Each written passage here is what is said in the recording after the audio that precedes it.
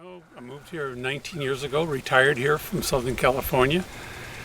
And when I first came here, there was no gardens in the yard whatsoever. And so I had a bunch of iris for one thing, and no place to put a veggie garden.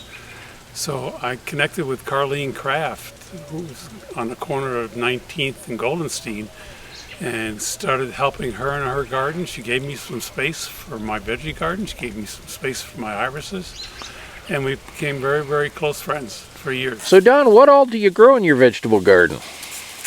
Like I said, pretty much everything that grows here in Montana, I grow. I have zucchini, beans, and peas, carrots, radishes, all the cabbage family, lettuce, kale, strawberries. I have a raspberry patch. I grew up a farmer in New York, pretty much slave labor. And I always loved gardening, even though my dad was surprised I would continue it after all the years of complaining about always being in the garden. But I just love the garden. So you've gardened most of your life? I've gardened for close to 70 years. When I moved from New York City as a youngster out to the farm in New York, I just continue to garden everywhere. That's a big beef tomato. I have both tomatoes in my garden and in my greenhouse. Turns out the ones in the garden actually do better as far as production is concerned of tomatoes. Not necessarily all getting as ripe, but certainly do better out here.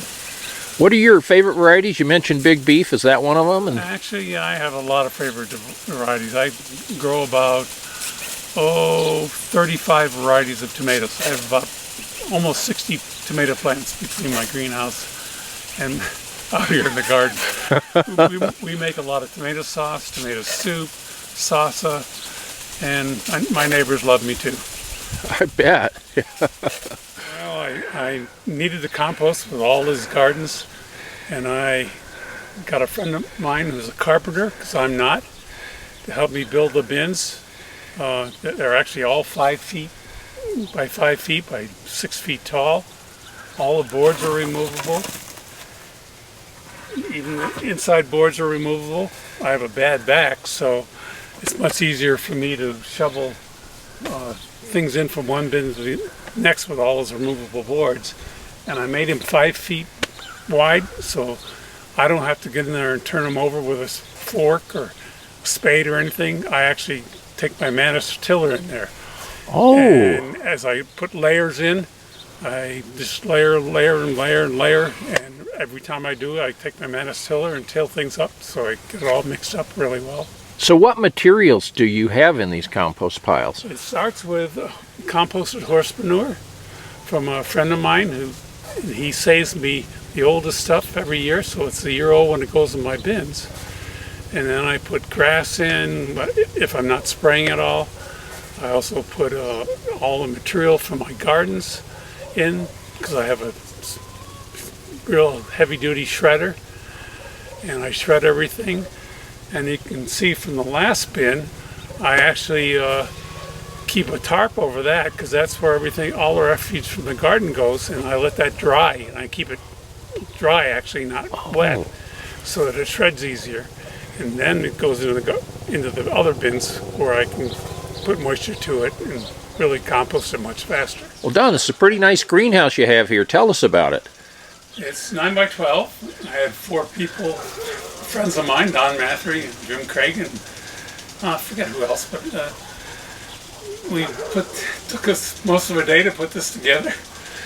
And I have 2 different sprinkler systems, one for overhead spraying for starting my plants, especially my petunias, because I do a lot of potted petunias and different kinds of annuals. And then I also have a drip system for my tomatoes and my peppers. Like I said earlier, the tomatoes don't do as well in here, at least the larger tomatoes.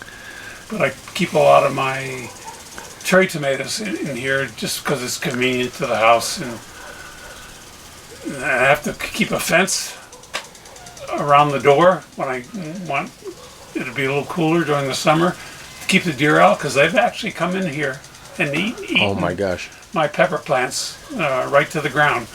So I keep this little fence in front of the door to allow for that. And I have louvers, keep it a little cooler. And it still gets warm though. It still gets very, very warm. Early in the season, that's when these sprayers come on.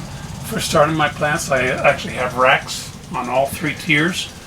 So I can start on my plants, both veggies and flowers. And then when I'm done with that, I put my tomatoes in here and take the racks out. So it works really very, very well. So Don, you're famous for your iris. How did this all start? Way back when, essentially 70 years ago, I took care of my mother's iris when we moved from New York City to a farm in western New York along Lake Erie. And I fell in love with iris then. It's just something I loved, along with the rest of my gardening. But my passion was for iris, not till later years. But then many years after that, after going to school, I spent a lot of money getting irises going in New York.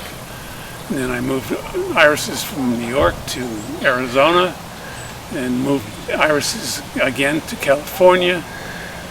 I even had them in Virginia for a short while during that time. And then when I moved to California, I just started building iris beds.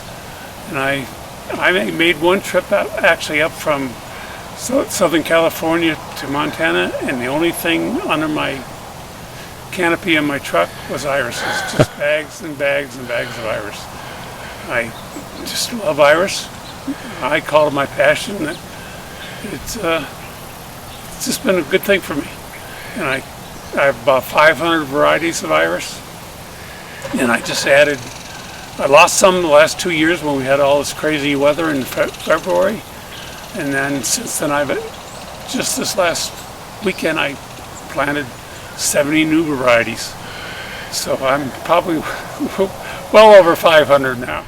So you grow iris for the joy of growing them, and the benefits, the monetary benefits go to charities. Yes, I don't keep any part of the money I raise. It all goes to charities. It's just my way of giving back. It's my passion. I have a very green thumb, and I just love being able to raise some money for a lot of charities.